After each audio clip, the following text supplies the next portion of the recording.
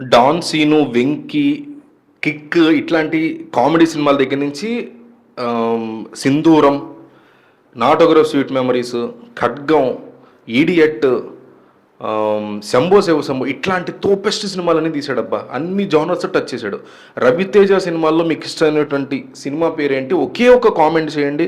నేను like అడగట్ల, subscribe అడగట్ల, మిమ్మల్ని ఒక కామెంట్ చేయండి. రవితేజ సినిమాల్లో మీకు ఇష్టమైన సినిమా పేరుని 500 కామెంట్స్ టార్గెట్ పెట్టుకున్న వీడియోకి దయచేసి ఒక్క కామెంట్ చేయండి. నాకు కొండంత బలం మీరు ఇచ్చే కామెంట్. సో ఇన్ని మంచి సినిమాలు చేసినప్పుడు రవితేజకి ఏం వచ్చింది?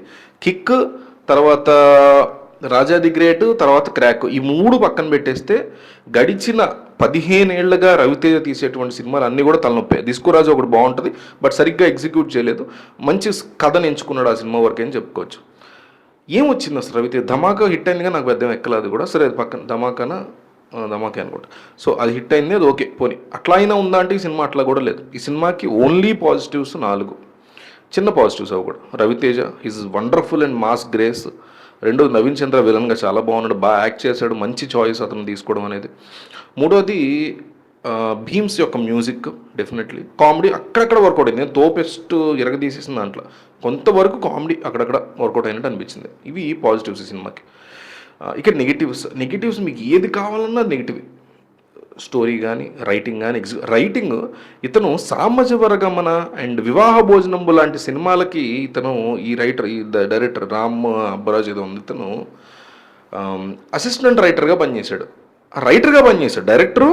డైరెక్టర్ దగ్గర రైటర్గా పనిచేశాడు ఇతను. వివాహ భోజనము సూపర్ ఉంటుంది కామెడీ. సామజవరగమన నాకు భలే ఫేవరెట్ సినిమా, రిపీట్స్లో చూస్తూ ఉంటా.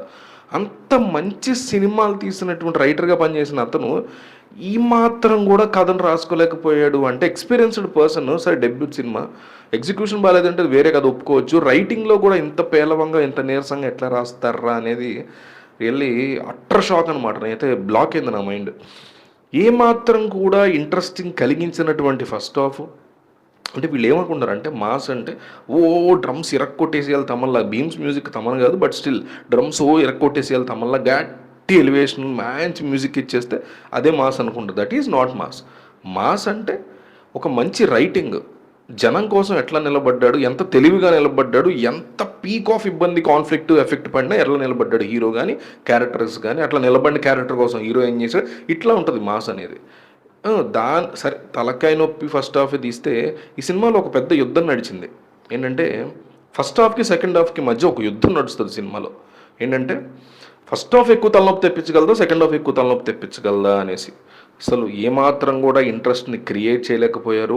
స్టార్టింగ్ నుంచి ఆఖరి దాకా సిల్లీగా, సెన్స్లెస్గా, సీరియస్నెస్ లేకుండా తీసేశారు సినిమాని. రైటింగ్ కానీ, స్క్రీన్ ప్లే కానీ ఏమాత్రం ఇంప్రెసివ్గా లేవు. కంప్లీట్గా సినిమాని స్కిప్ చేసేయచ్చు. కమర్షియల్గా కూడా వర్కౌట్ అయ్యే సినిమా అయితే కాదు డెఫినెట్లీ. సో మీలో ఎవరన్నా చూసుంటే మాత్రం మీకు ఏమనిపించిందో కామెంట్ చేయండి.